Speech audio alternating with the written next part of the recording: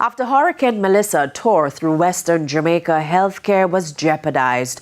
8 months later, recovery is well underway. Health Minister Dr Christopher Tufton gave updates during a tour with the Western Regional Health Authority in St. James. Romardo Lyons reports.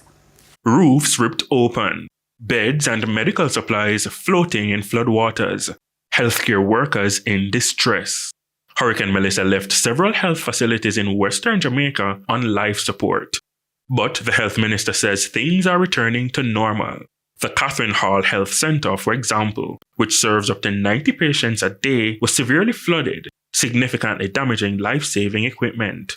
It has dried.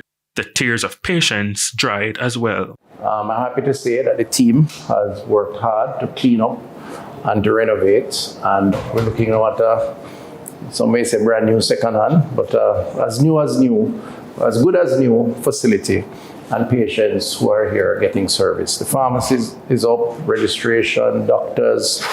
We will have another week or two for the dental to be up because a chair needs to be installed. But essentially, in another week or so, all the services would have been restored. Right now, 90% of them are restored. Dr. Tufton says about 90% of services has been restored. That people are coming back, which is good. We need that. If previous to now, they used to go to other places like Type 5, which was challenging because of distance and so on. In St. James alone, 16 health centers were damaged, one beyond repair. Now, all facilities, including the one that has been damaged totally, we're operating that from a different facility, from a church hall. So you can easily say every facility is open to offer at least basic maternal and child health.